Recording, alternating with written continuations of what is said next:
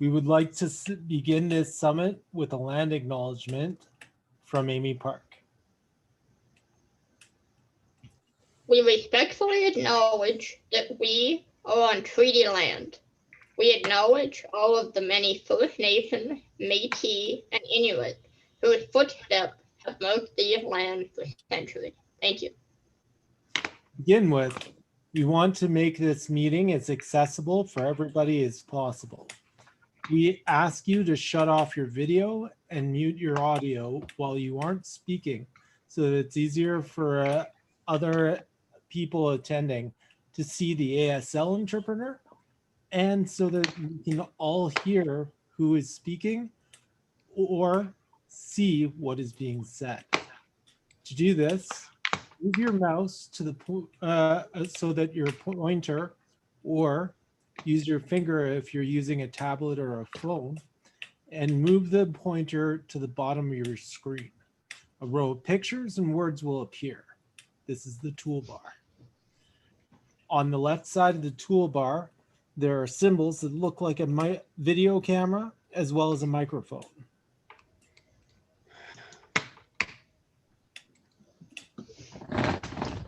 Can I just ask the host to please mute everybody's mic just to start with, because there's some background noise and I have no idea whose mic it's coming from. Just so that, make sure that everybody can hear what's being said. Thank you. Click on the video camera with your mouse pointer, or on a tablet or phone, touch with your finger the video camera icon. This shuts off your video and shows a red line across the video camera. You can do the same thing for the microphone icon to turn it off, and it will mute the sound from your location. When you need to speak, you can click on or touch the microphone icon again to be heard.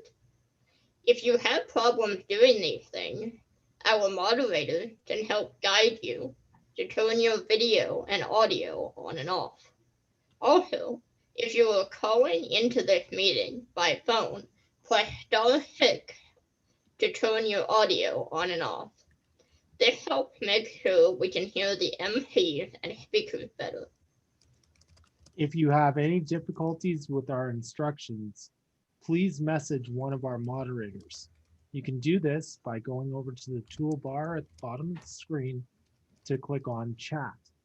The chat space will appear on the right side of your screen. On the bottom, there is a space where you can type in your question. The moderator will see it and try to help. We are joined by ASL interpreter Erin Burrell from Flick for those who need ASL for their summit. If you need ASL, please look for ASL interpreter Erin Burrell on the participants list. To see the participants list, put your mouse pointer on the toolbar at the bottom of your screen and click on or touch participants. The name of participant will appear just above the chat box. To make sure the ASL interpreter is always on your screen, put your mouse pointer on the upper right corner of the picture of Erin Burrell. You will see a blue box with 3 dots. Click on it and then click on the word pin.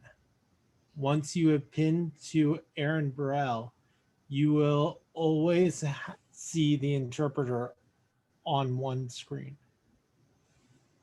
This summit will also be closed captioned and recorded. If you do not want to be on the recording, make sure to turn off your video, as we will be sharing this recording on the AACT YouTube channel. We have a closed captioner from KLM who has provided a link to activate the live closed captioning. We sent out the closed captioning link with the Zoom link for this meeting. The link to the closed captioning is also located in the chat. There are 2 ways to have a say.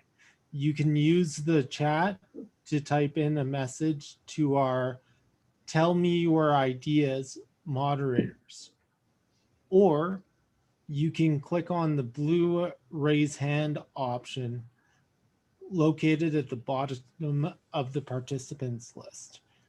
You will need to click on the participants on the bottom of the screen to do this.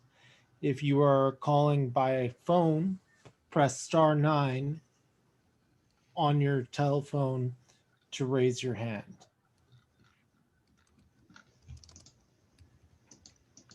I apologize. I was just checking on something.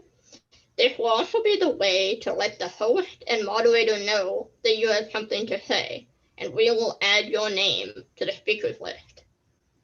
And if I could get the host to clear the hands so that we can get started. Thank you, everyone. Our other summit sessions have been talks with a bit of time to ask questions or make comments. This summit session is different because we want you to do the talking. There has been a lot of talk about an AISH review. When AACT talked to the ministry last month, they said they wanted to hear our ideas for how to make AISH better. They are interested in reducing red tape, and that makes it harder for people to get what they need. They want to make things go smoother and have services go better for people with disabilities.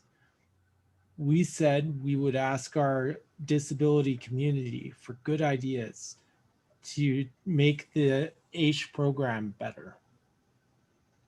That is what we are going to do today. We have some government representatives listening to this summit. There is no pressure to speak if you are uncomfortable. However, if you do send questions or feedback through the chat to one of our moderators, we will not attach your name to it. When we read it aloud, we will also write down the ideas without anyone's name on them and put them into a report to the government. Because people have a lot of ideas, we made this summit session longer than the others, an hour and a half. We will end our session at 2:30 p.m. We know that the government does not have a lot of money. They will probably not be able to do things that cost a lot of extra money. We know it would be a very bad idea for them to cut anyone off of AISH or stop giving help and support that people really need. We know that if people lose the supports they get from AISH to live on, they will need much more expensive government help through hospitals or homeless shelters. They even could end up in prison because of trying to fight to survive.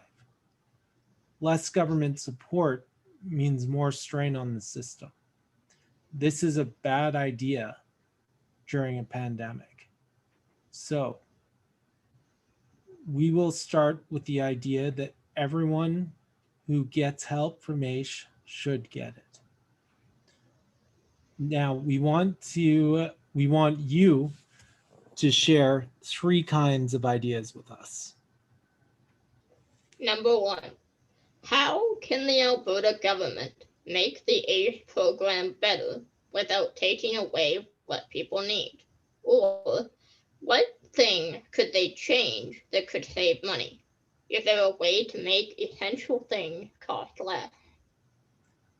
Number 2, how can the government help AISH work better with other supports? For example, employment, education, transportation, housing, employment supports, family, or with a partner. And number 3, finally, what would be nice to have in the AISH program that isn't there now? Our plan is to spend at least 30 minutes on the first question and 20 minutes on the final 2 questions. We will have each question on the screen so that you can see it. So let's begin with the first question. How can the Alberta government make the AISH program better without taking away what people need? Or what things could they change that would save money? Is there a way to make it essential things cost less?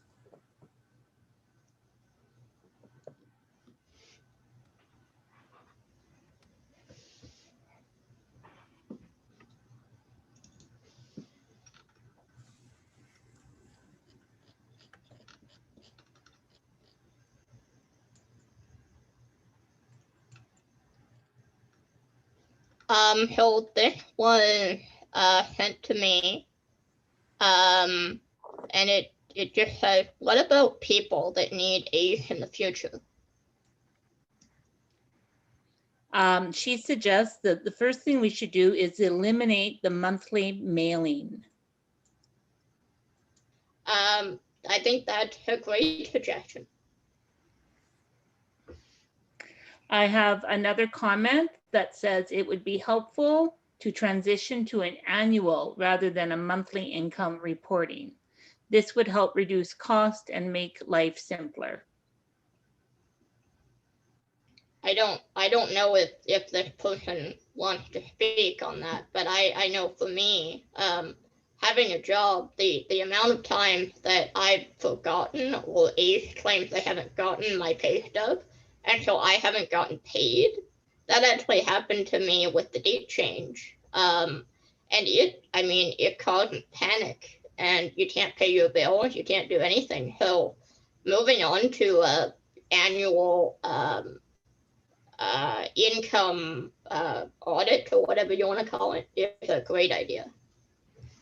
A third suggestion is to allow AISH workers to communicate via email with the recipients. And then another one I have is, just a minute, similar to the other two ideas, what about giving a permanent plastic card to for our health benefits, so it doesn't have to be mailed out each month? I've also got one, and this is one that I was talking about recently, online form submission.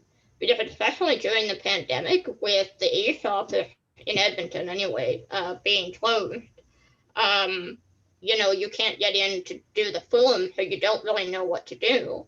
And so you have to call your AISH worker and hit on hold for a long period of time until or wait for them to call you back. Mm-hmm. Yes, my thing with the monthly income reporting is the amount of time I have spent doing that while I have been employed, only to then be in a position where it happened once and I'm like, oh, well, I've earned too much consecutive months, and that's like, well, yes, you don't really need AISH, so we'll transition you to this other program. And then I'm like, no, that's not, you don't get the nature of autism.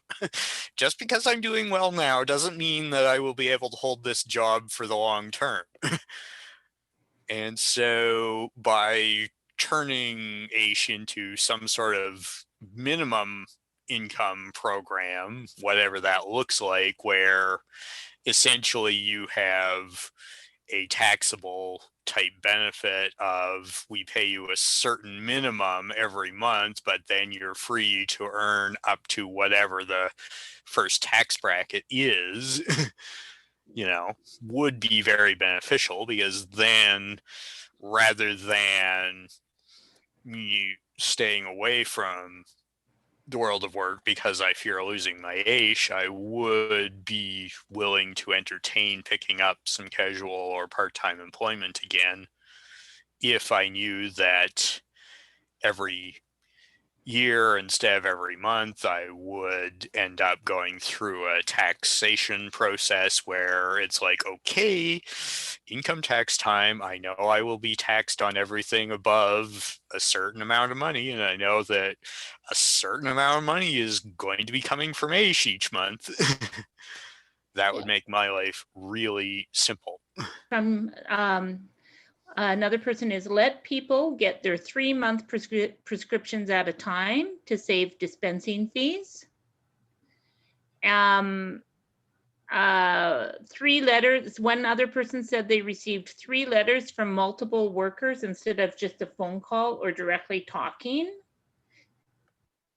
And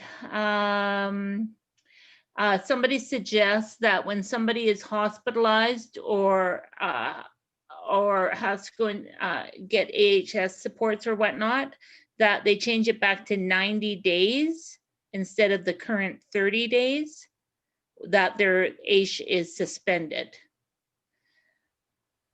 I'm going to continue.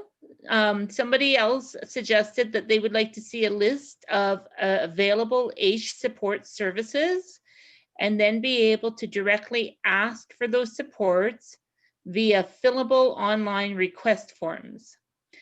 Your request would then get a tracking code. Oh, just a second here. Your request would then get a tracking code, and that would be able to check the progress and cite the request if needed staff in those services. There's a comment here that says that they love the email idea. Then there's a history of discussions. The AISH worker for her daughter called repeatedly on several occasions to ask the same question, and she loves the annual payment too. Great ideas. Fantastic ideas, guys. Thank you. I have one as well. News relations that would answer the community question so that AISH workers don't have to spend time answering concerns. That's a great idea.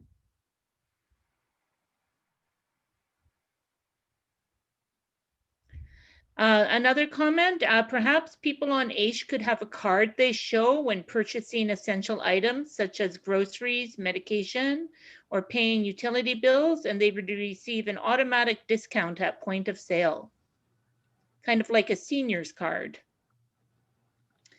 Let me see. Somebody did say that email is a great idea, but not everybody has access to the internet, so it's really important to give people a choice. And there's a comment about de-indexing and keeping up with the cost of living that we all know about. But yes, so far, yeah, that's what I have so far. Is there anyone who's able to comment on those ideas? This is Chris Raleigh here. So for me, when we're talking about the yearly review versus the monthly reviews, I've been told I can do that by some AISH workers, and then my AISH worker changes and they say you can't do that, you have to go to monthly. And I'm like, well, why would one AISH worker say it versus another? And so with the rules, they need to be very clear on what the rules are going forward if they change them and why they're being changed, because there's a lot of confusion for me when I try to work and I try to say, I'm okay if I have to pay money back. And they are like, well, you don't understand that, is the comment I've had from some AISH workers. And I'm like, but I do understand it. And I had that conversation with one AISH worker.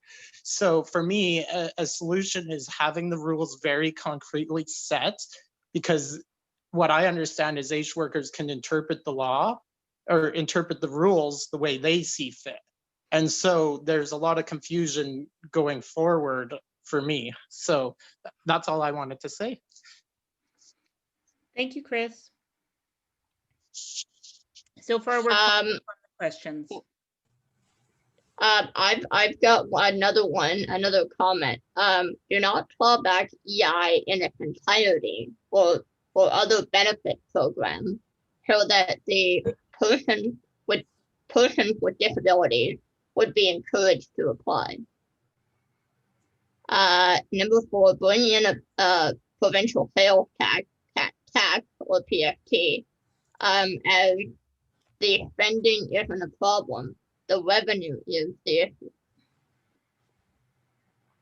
Yes, I was just wondering, actually, with regards, because we kind of talked a little bit about what you just mentioned, talked about the clawing back of EI benefits and stuff like that.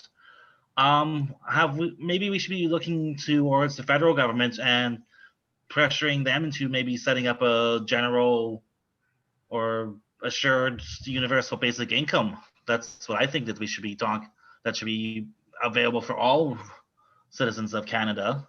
And that if you are in the current situation as you are with AISH, that you're not able to fully work, that you still get whatever the assured money each month, and that amount is similar to the amount that people are getting here for the CERB benefit. So what I'm thinking is, especially right now, I don't trust the provincial government at all handling anything for AISH, and perhaps we should be pressuring the federal government into setting up either a assured basic universal income for all citizens of Canada, or even talking to them to be taking over disability benefits for all Canadians who are disabled.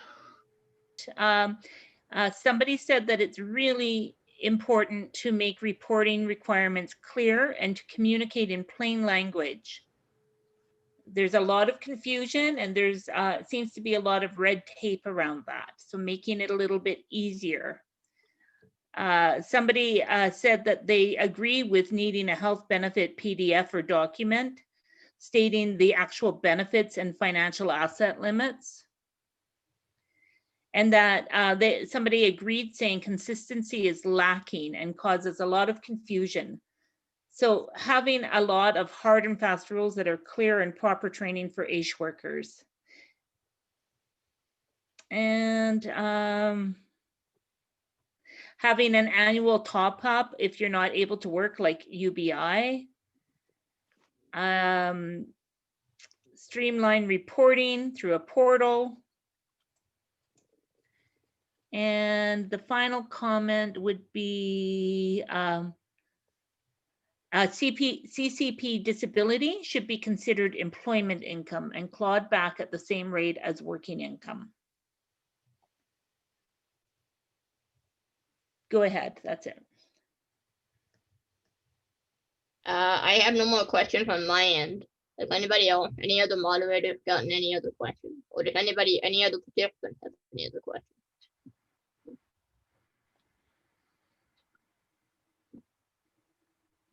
If anybody has their hand up and I'm not seeing you, I apologize. Oh,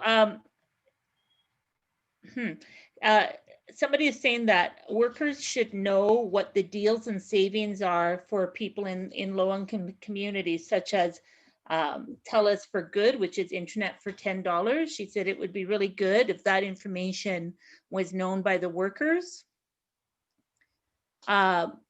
Having AISH workers who know how to talk with people and might have disabilities themselves. And yeah, my question is, if PDD not doing good with AISH, if you could get a different department to handle AISH, if I was one. That don't look like PDD is doing a good job with AISH now. Looks like AISH is going on the side. I've got one. Would it be helpful to have a clear, easy to understand medical form for doctors to complete?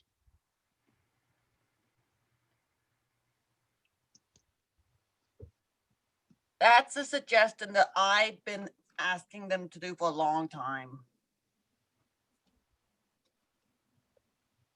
Yeah, I'm just wondering, are you talking about for the application process? Yeah, for the application. And Okay. also I would actually make AISH better by not counting financial assets as part of the eligibility. This way, my brother, who is diabetic, would also be eligible for AISH just because of his diabetes and him being eligible for the Canadian disability benefit. yeah, no worries.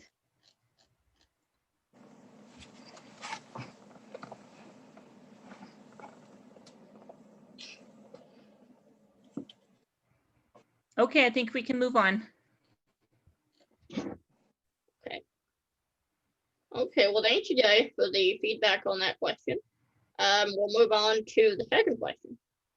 How can the Alberta government help AISH work better with other support?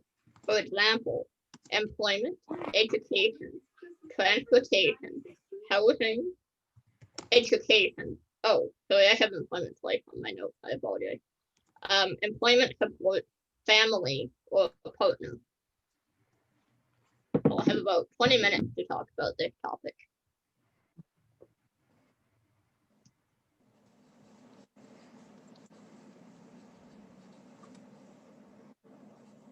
How can the government help AISH workers better with their supports, their other supports?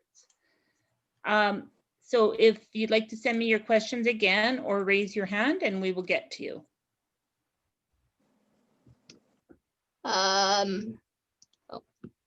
Oh, okay, we have a question saying it would be good if the government would be able to explain exactly what money they are taking away from someone and for what reason. Okay.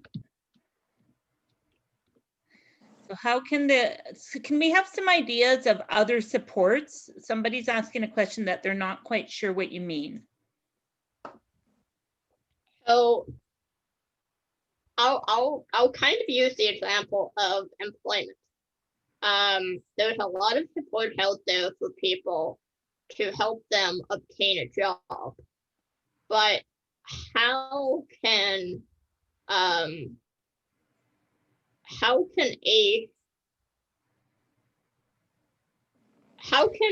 AISH program support the recipient on AISH to obtain employment?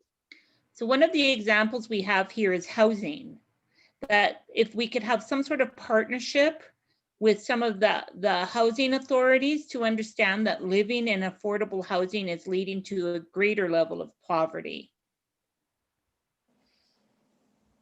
That's an example.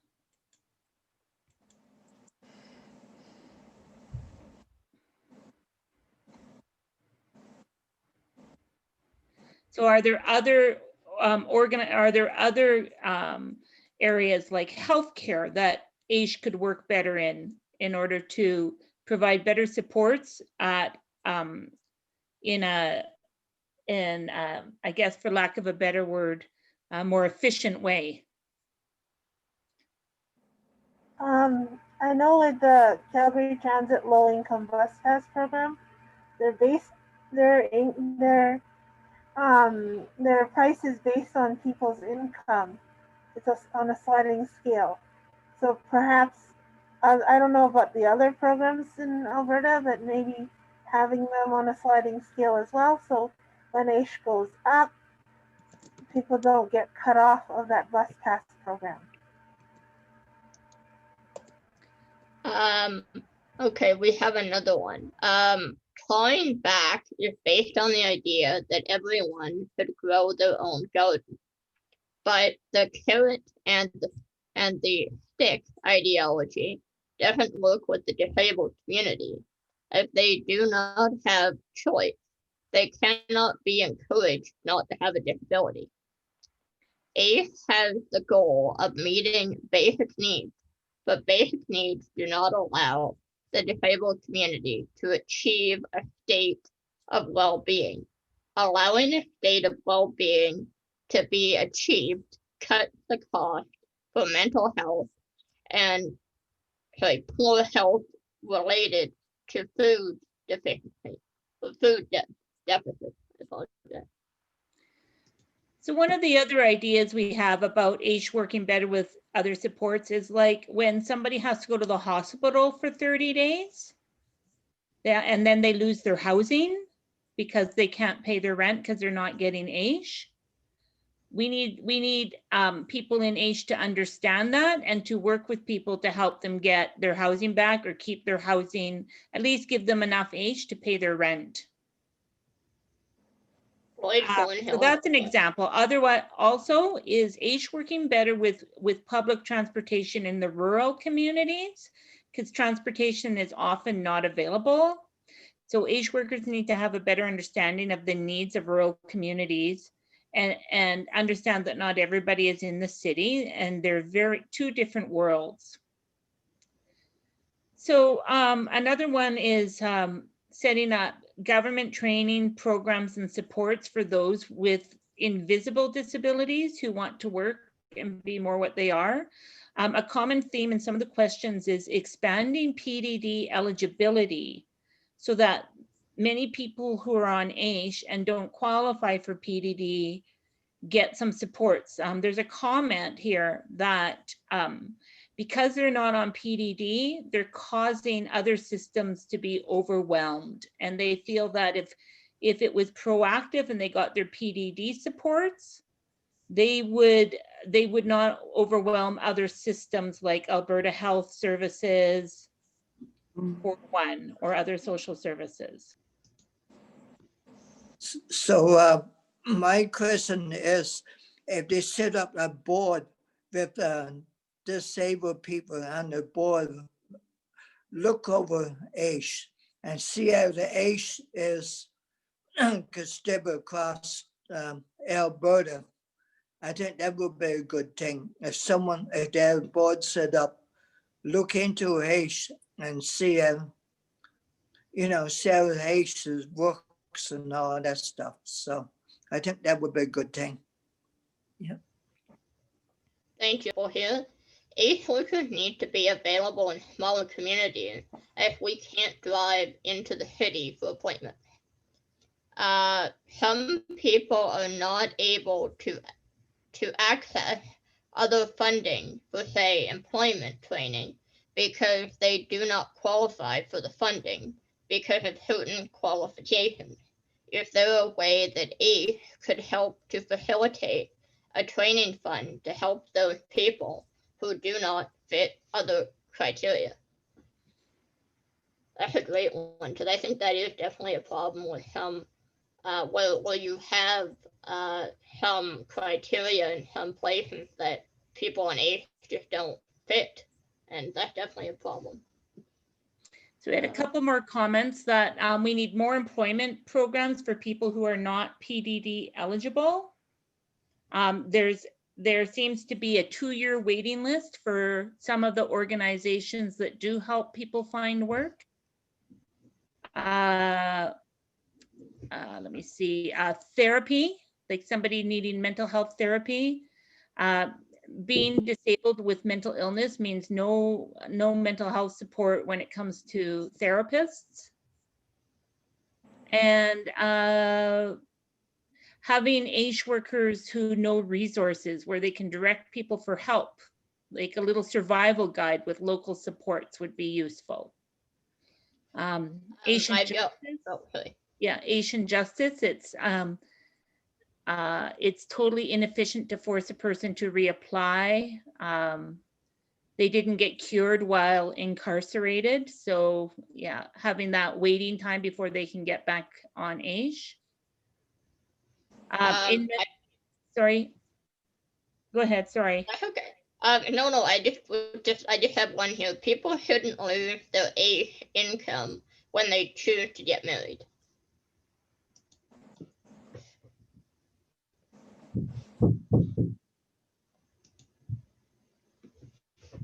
Carrie, did you have some other one? Let me see.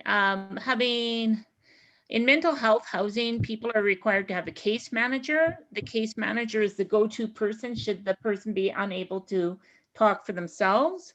The case manager then talks with the landlord, their doctor, and their support worker to make sure nothing like losing housing happens. So that goes back to having knowledgeable workers. Somebody said to add to the rural transportation crisis, why don't we have a provincial busing system since Greyhound stopped their routes? And create programs that would create access to post-secondary education. Let me see. Somebody said that they agree with the comments around being able to access supports through PDD, which would reduce the stress on other more costly services, proactively allowing us to improve our quality of life. Somebody said during the pandemic, costs of PPE and food and delivery services have risen dramatically. Maybe AISH could help with those extra supports. And yeah, better transportation options would allow people to work and would prevent isolation, reduce mental health issues. Let me see. Worker advocates, if they can offer worker advocacy to help place individuals into jobs who are on AISH. Lots of comments here around employment. Training fund for further schooling and related employment placement.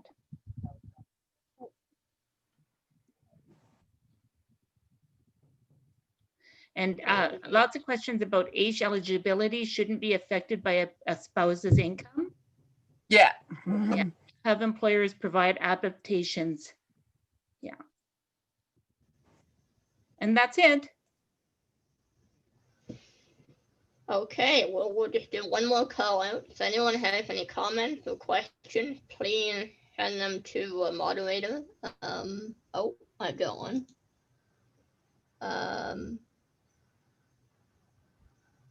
Okay, we should have regional transportation from small communities to towns and cities, similar to the elderly ICE or ICE bus, and on it, regional transit that are co-sponsored by the city, town, and the provincial government, so that transportation can continue to be affordable. For example, on it, regional bus, it costs $10 to go to Canmore and Banff. From Calgary. Some other comments are we should have access to affordable legal representation. A lot of people on AISH make too much money to even be eligible for legal aid. There seems to be a policy of not diagnosing mental health problems before 18. So there's a number of young adults who are depending on family or on the streets with drug issues because they can't afford to help that would get them to a better place. And somebody made a good point about inclusive post-secondary programming. Currently, you need to be on PDD to be eligible for that. So there's a lot of people who are on AISH and not PDD eligible who don't have supports to go to school.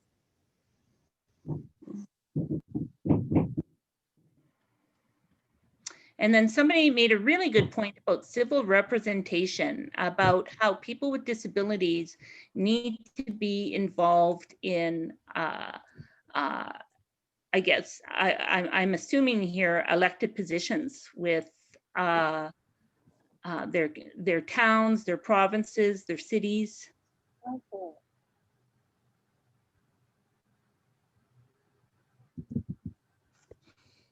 Okay. Okay, one final call out for any questions or comments for question number 2.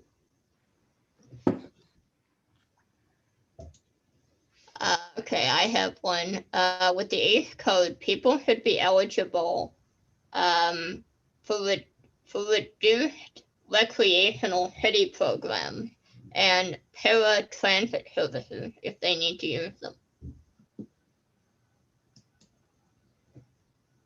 Anything more?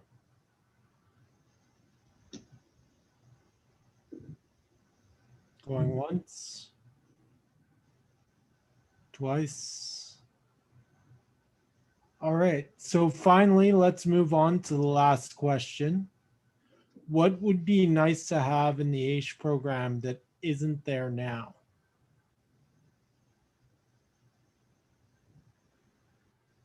Can someone flip? Thank you.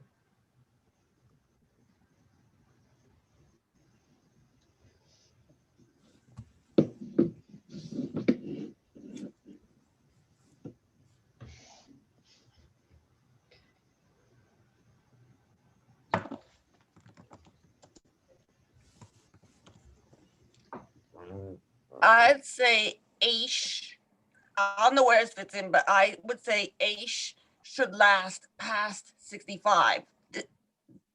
Disability does not end magically at 65. Thanks, Sarah. Another comment is better dental coverage for crowns and implants because it can lead to worse health problems. An example here is set up a program to help AISH recipients access low interest credit for things like mortgages, student loans, business loans. What would make AISH better? I received a private message and somebody recommended funds to hire caregivers. Okay. Automatic access to physiotherapy, massage, and chiropractor would keep us healthier. Change the payment date to match CPPD payment dates. The ability to get name brand name prescriptions, not just generic. Sometimes the generics don't work as well. Somebody suggested a civil oversight committee made up of citizens, both disabled and professionals, to hold the program to mandate, and funds for housekeeping would help people. I've got one as well, just that there's some AISH workers that don't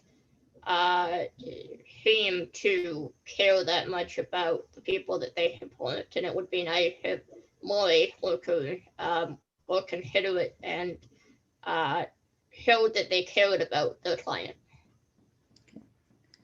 AISH needs to improve their information for applying for service dogs. Too many people are left on their own to navigate through that system. Greater access to medication coverage. Many medications are not covered. This creates financial hardships for those who require these extra medications for health and wellness. And that leads to more expenses with AHS.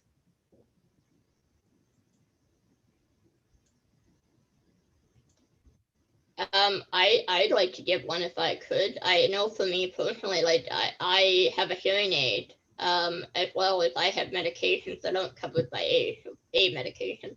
But the only way that you can get it covered is if you save all of your receipt for the hearing aid battery for that medication. But for some people with disabilities, doing that is either a hassle or they might not have the ability to save those receipts or remember to save them. So I wish there was a better system for that, where you didn't have to save every single one. Thanks, Amy. A few more questions.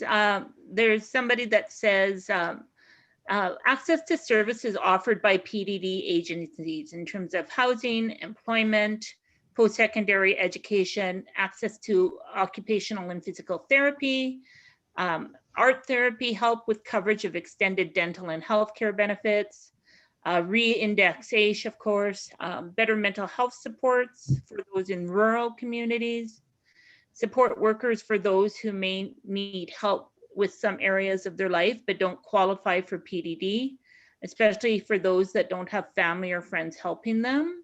Mm-hmm. Let me see. Changing the name of AISH. People finding AISH for the severely disabled is everybody has an impression of what severely disabled means, and it makes them feel like they have to justify their disability. Medical coverage, lots of programs that are not funded. People with disabilities need extra help and care in the medical field. Somebody said about a disabled focused education program. So I'm not quite sure what that means. So we'll go and say re-centralizing support systems and making the connections between agencies transparent, which make less inefficiencies in the entire support system, and get them to be a more accessible one-stop. Shouldn't have to keep reapplying for monthly AADL supplies. Not so much of a question, but just to add on to the point of the name change from AISH, because I remembered a couple months ago when the provincial government was mulling over the ideas of making changes to either the payments or even the application process. I was doing research on different programs across the country, and for example, like the next door to us in Saskatchewan, there's it's called SAID, which is the Saskatchewan Assured Income for the Disabled.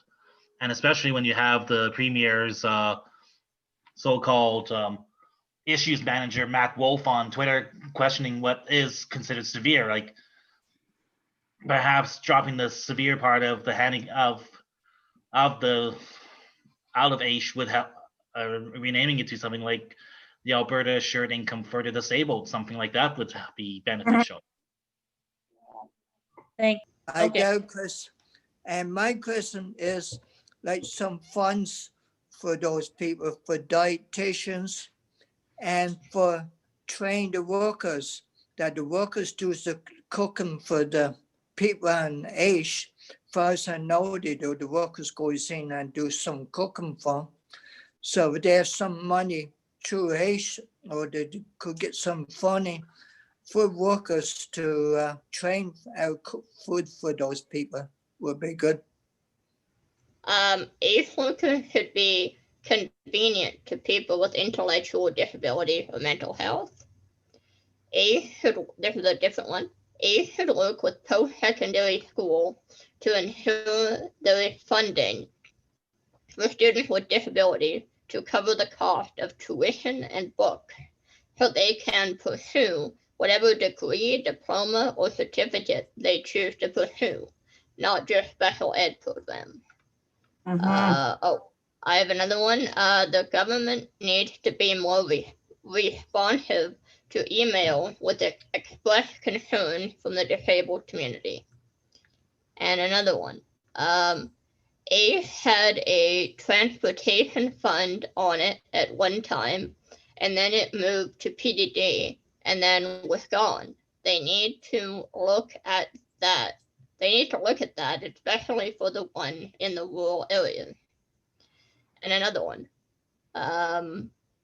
It would be beneficial if AISH allowed for an annual amount, maybe $100 per client, to use for personal wellness activities in yoga, painting, leisure, above the regular AISH payment. Oh, somebody said psychologists for long-term therapy.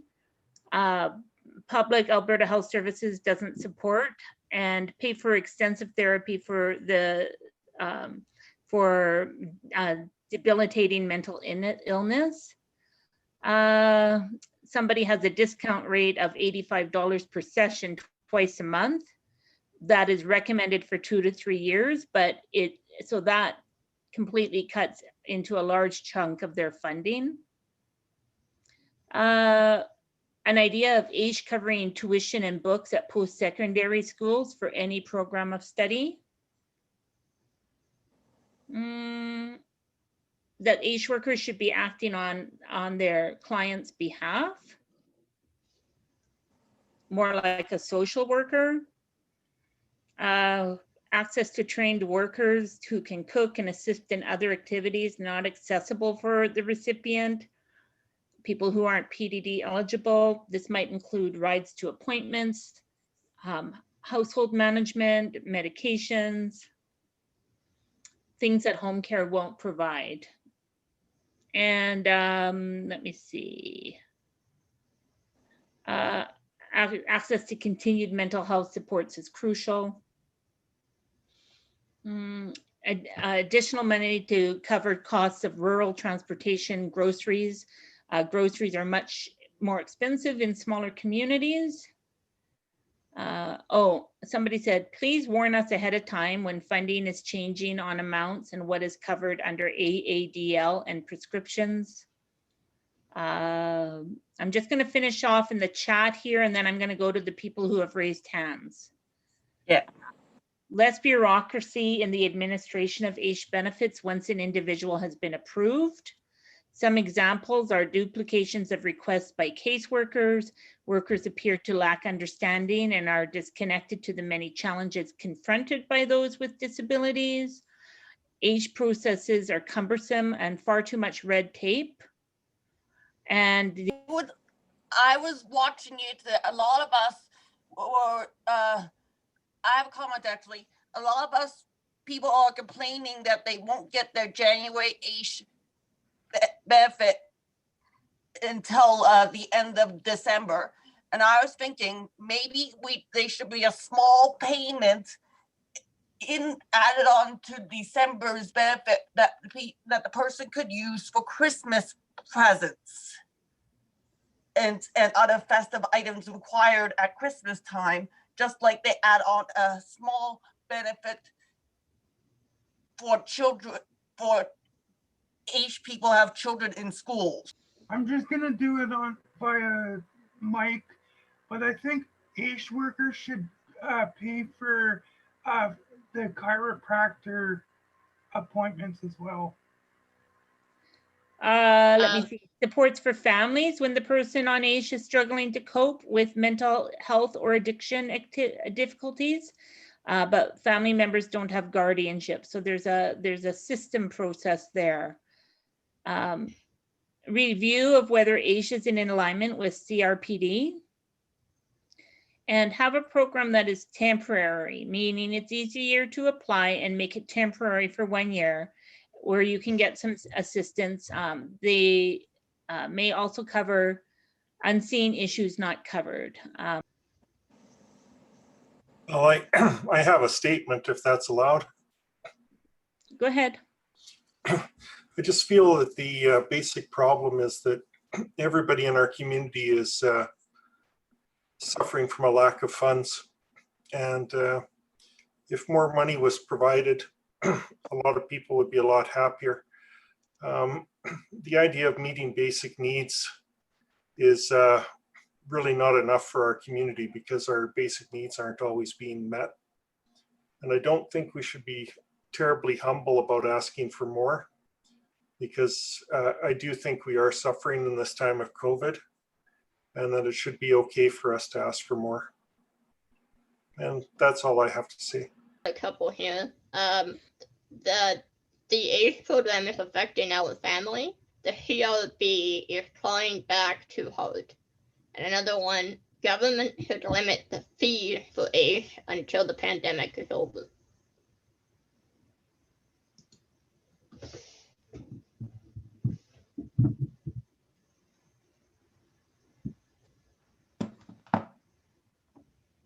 Hello? So can we maybe unshare the screen, and maybe there's a question like, is there anything else about AISH we should talk about? That was a comment from somebody. Hand up. Okay. Can you hear me? Yes, go Yep. ahead. Okay, I have a letter that was published in the Boyle Macaulay News from an AISH recipient. The person's name is Rocky, and it's just a short letter, but I'd like to read what she said about her worries and concern about what the government is attempting to do to eliminate or to change the eligibility, the continued eligibility of AISH. And I'm going to read this if it's okay with you guys. Yeah, absolutely. Okay. Rocky said, when I found out about the changes being made to AISH, I was devastated. I can easily get job experience, but cannot keep job because employers find out that I take medication or that I am mentally ill. Employers are not educated enough about mental illness, so they fire me. When I work, I get very tired and it triggers my mental illness worse. And when I get fired, that makes me even more worse. It makes me very exhausted. It is so bad, I can't concentrate enough. Once again, the employers will find out that I have a mental illness, as I would have to take my medication breaks or go to my regular doctor or psychiatric appointments. Eventually, I will get fired. Without AISH supporting me financially, I cannot live. It is so frustrating having these problems, and I look ways for cope, and it leads to worser decisions that add to my problems.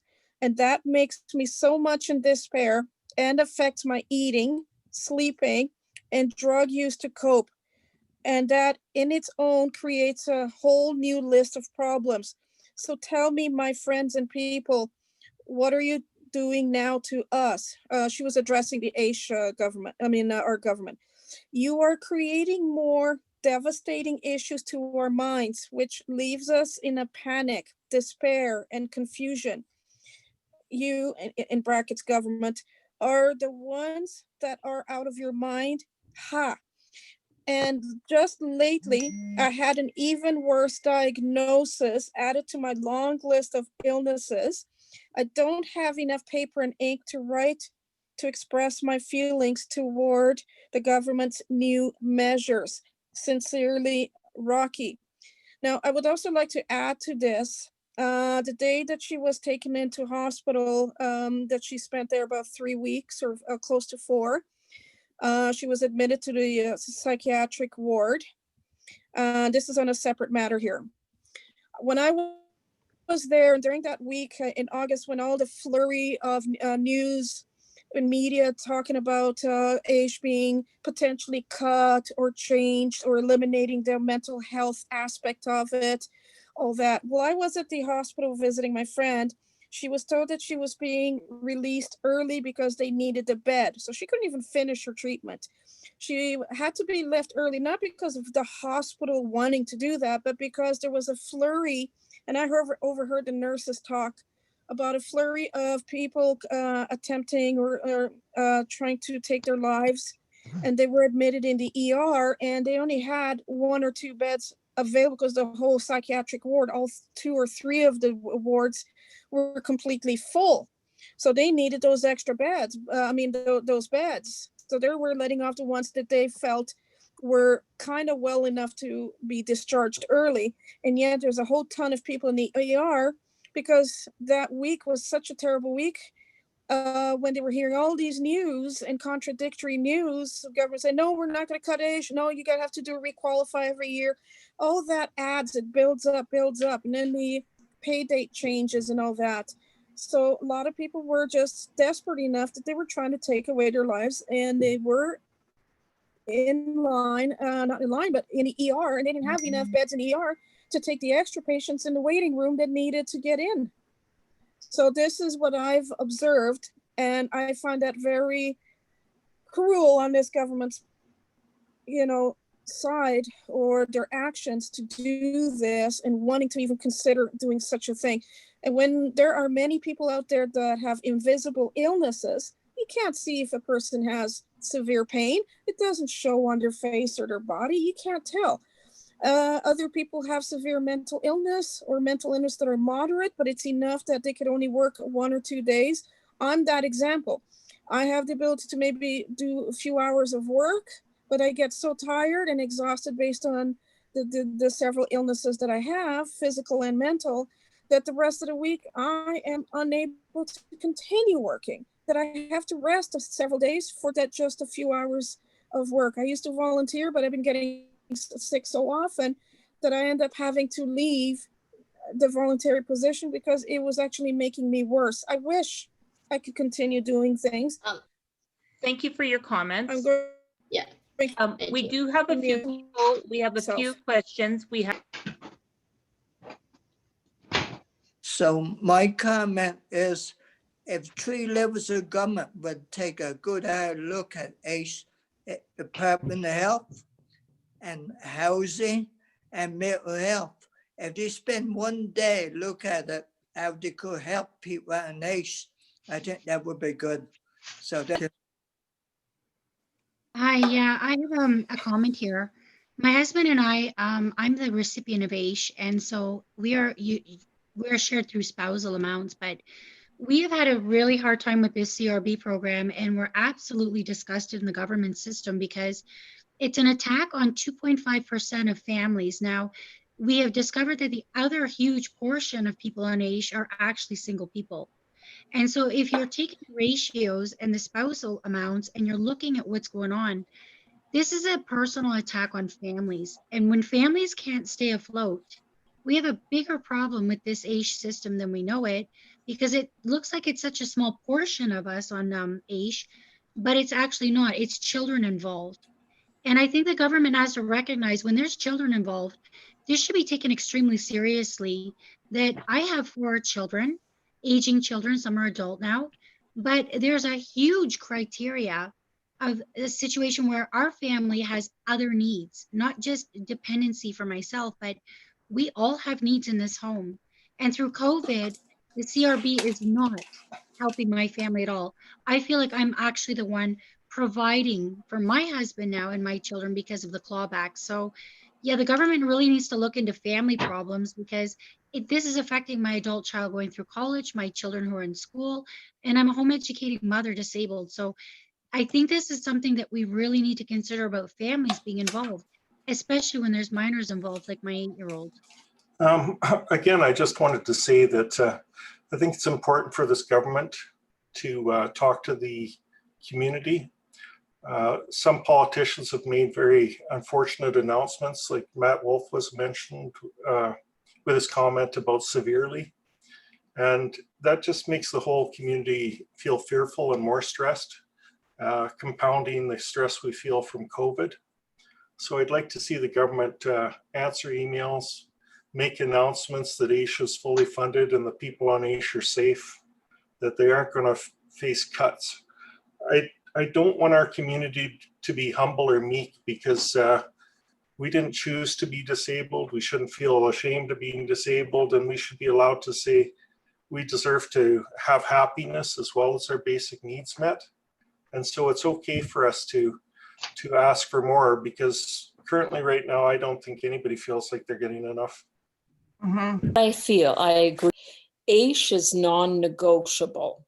We have the least amount that we can deal with now. Like, people can barely make it with the AISH they're getting. We cannot accept it to be lowered, and we should stand as a group united.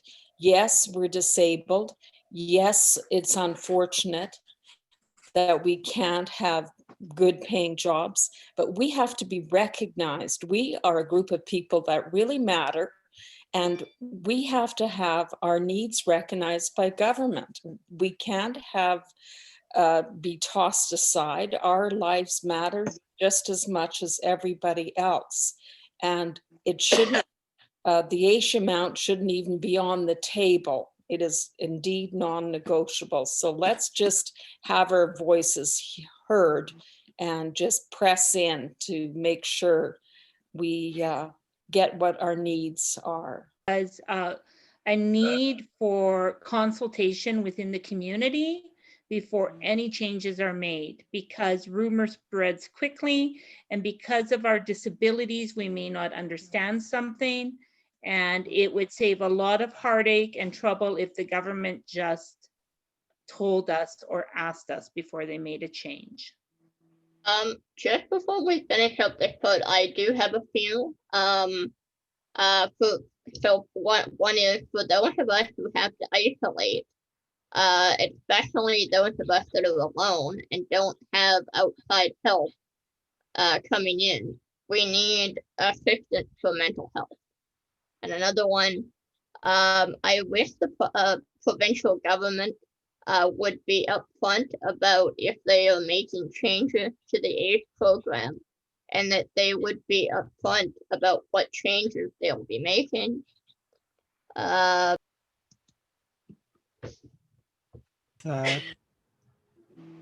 Everything?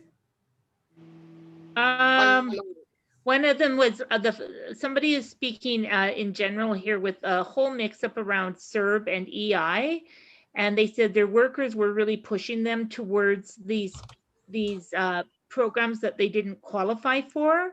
So now this person has money in their account, but they have to pay it back because they didn't qualify for it. And they need some benefits like physiotherapy and a CPAP machine. and they're not able to get those benefits because their bank account says they have money in their account, but that's money that has to be sent back to the government. There's systemic and societal anti-AISH sentiments and discrimination, and something has to be done about that. And also, what do we do about the government insisting that our supports have to be in parity with the other provinces?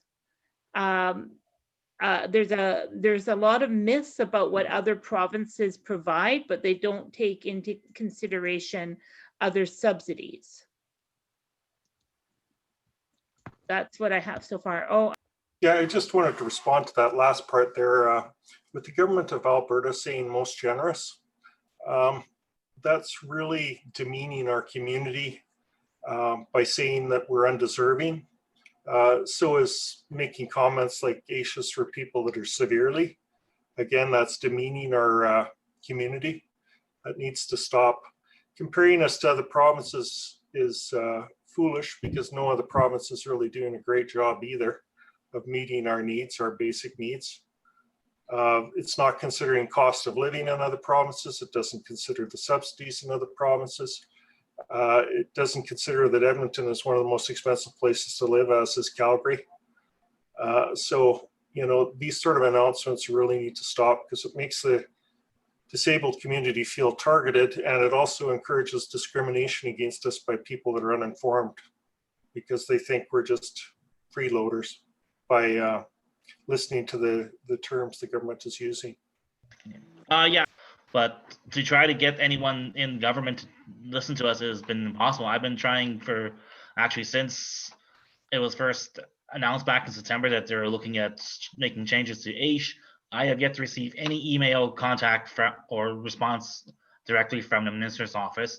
Even my own MLA, who is a UCP backbencher, she has not responded to any of my emails or requests for the last 2 months. It feels like as if the current government does not respect us or doesn't even want to look or listen to the people that these decisions are affecting. What's it going to take for us to actually get through to the government that we need to be properly consulted and talked to and treated with respect and dignity? Do we have to stage, maybe, I don't know, maybe we have to start staging mock suicides to get their attention or something?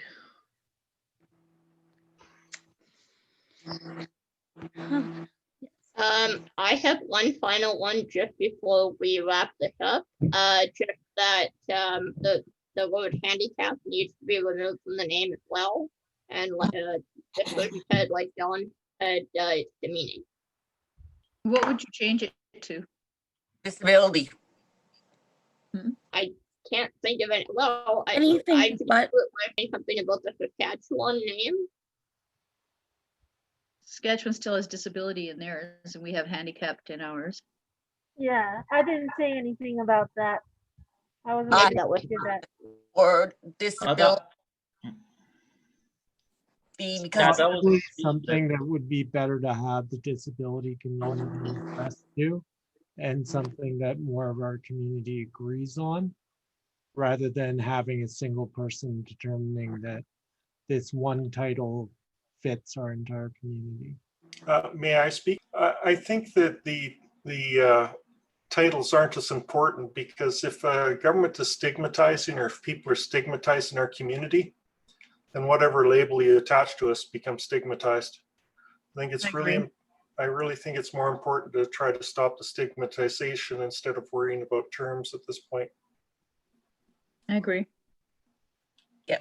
I just have one quick one. So I think having a community like this where we can connect and mobilize something together would be really beneficial. And from somebody else, the dignity is destroyed here. thanks, Amy. I've posted some resources in the chat for mental health support. So you'll see a whole bunch of resources there if you'd like to copy them, or if you're able to open them up on your computer. Yeah, the resources will also be on a slide in a few minutes. Okay, this Just a second here. All right. Is there anything more from either you, Amy, or are your ideas here, person? Nothing on my end. All right. Well, not hearing anything. We Is anybody will this begin the. speaking? Sorry, I heard the voice. Sorry, am I allowed to say one more thing here in this forum? For sure. Yeah, I'm watching and I'm observing a lot of the comments that are being made, and I can feel the pain. A lot of this is about dignity. And I've been on AISH for 16 years now, and I am trying to get people more sensitive about the fact that it's not about money. It's not about us losing money on AISH and being disabled. People have lost their dignity being on this program.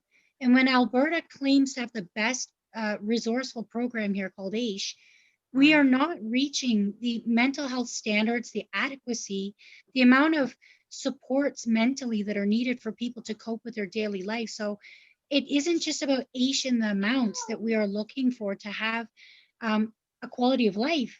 There is so much revolving around it. I can see it really is based on not only financial discrimination, but dignity. And dignity is what's going to keep these people alive on these programs. This program is failing because of dignity and a lack of access to tell people this. They don't have a voice. So if I can be a voice today, I'm very disabled and I'm very pissed off that our government doesn't understand that they have a voice and they're people and they need to be treated with some self-respect and not be treated subhuman by our government. Okay, I'll try to keep my final comment short. I think money doesn't bring happiness, but it certainly brings freedom.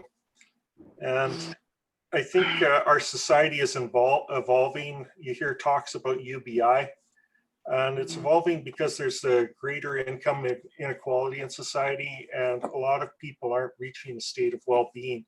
And the disabled community really has to be allowed to have that state of well-being.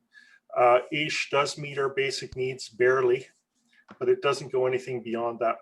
And I think our happiness has to be part of the calculation. There is a comment here about public sentiment around AISH, and I know that we with the Self-Advocacy Federation firmly believe that both poverty and labeling are the biggest barriers to people with disability. And so the word AISH with severely handicapped really labels people, and it also gives people the community at large, society at large, it gives them a reason to jump and attack. So we have to be very careful with our language. That's a comment from one of our members here. Okay, thank you, Carrie. All right. Keith? Anything more? Once, twice? All right. So now we are going to be closing. We understand that this session may have been really hard for some people.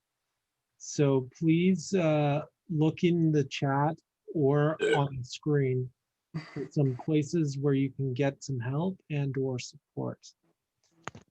At this, as this concludes our afternoon, we want to thank you for joining us and providing valuable feedback on how the AISH program can be made better for you. We also want to thank the government representatives who joined us today, as well as our interpreters and captioners, and the organizers of this summit session. We also send a thank you to the FCSS Calgary, whose grant made this summit series possible. And once again, sending a giant thank you to everyone. We would also like to remind you that you can watch the recording of this and the previous summit on the AACT YouTube channel or the AACT website at www.albertaact.com. We also invite you to join our next summit where we will be talking about self-advocacy and you. It comes up next Monday on December 7th, 2020 at 1 p.m. There is an Eventbrite link on our website and Facebook page for your friends to register. You will receive an email to the Zoom link because you came to our session today. This event is a opportunity to share ideas on how we can be stronger self-advocates in our communities. Goodbye for now. Bye for now. Thank you, everyone. Thank you.